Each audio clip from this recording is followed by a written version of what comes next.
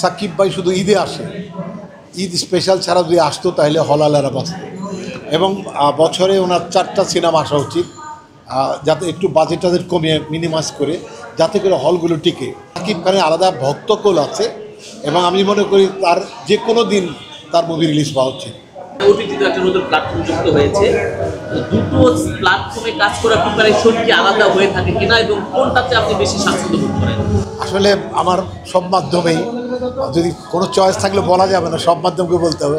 যেমন আপনারা নিউজ দেখাচ্ছেন, আগে নিউজ পড়তাম, এটা ডিফারেন্স। হাতে হাতে আমরা এখন হাতে যখন মোবাইল পেয়ে যাই তখন আর সিনেমা হলে যাওয়ার খুব একটা প্রয়োজন হয় বলে মনে হয় না এরকম।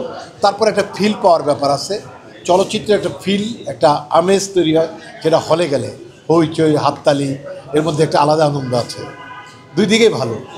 কিন্তু ওটিটি কাজ ডে বাই ডে বেড়েই যাচ্ছে, অনেক ওটিটি প্ল্যাটফর্মও বাড়ছে, সেই জায়গা থেকে সিনেমার উপর একটি প্রভাব পড়ছে কিনা কি মনে হয়?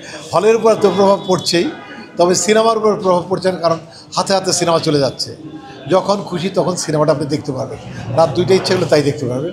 এটা যে দর্শক তার জন্য অনেক সুবিধা, আর হলালার জন্য এটা একটা একটা ইসের বিষয়, বিড়ম্বনার বিষয়। তবে আমার মনে হয় যে হলের দর্শক আর মোবাইলের দর্শক আলাদা। হলে ইয়াং স্টার যারা আছে তারা যায় এবং খুব সিনিয়র মানুষ যায় এবং বিজ্ঞ যারা তারা হলে যেয়ে দেখে। Shakib Khan super duper hit cinema উপহার দিচ্ছে দর্শকদের এবং এতে করে সিনেমা একটু অন্য মাত্রায় চলে যাচ্ছে, সিনেমার বাজেটও বেড়ে যাচ্ছে। সেক্ষেত্রে কি আমরা যারা অল্প বাজেটের সিনেমা নির্মাণ করতে চাই তারা কি আসলে পিছিয়ে পড়লাম কিনা? এটা আমি চলচ্চিত্রের জন্য একটা গৌরব বলবো, পাশাপাশি অত্যন্ত দুঃখজনক যে সাকিব ভাই শুধু ঈদে আসে, ঈদ স্পেশাল ছাড়া যদি আসতো তাহলে হলালারা বাঁচত।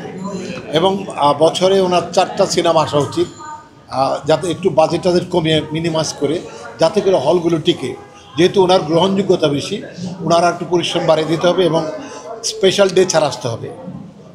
ঈদ পূজা এটার মধ্যে উনি না এসে যারা অন্যান্য ওনার সাথে লেস ইম্পর্টেন্ট তারা আসে, কারণ ওই সময় দর্শক থাকে। আর সাকিব খানের আলাদা ভক্তকুল আছে এবং আমি মনে করি তার যে কোনো দিন তার মুভি রিলিজ পাওয়া উচিত। সাকিব খানের সাথে আমরা আপনাকে একই ফ্রেমে দেখতে পাবো কিনা ভবিষ্যতে?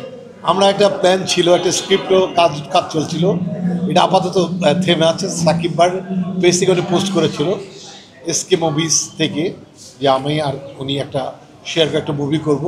এটা গল্প চলমান, এখনও পর্যন্ত ওটা আর নিয়ে বসা হয়নি।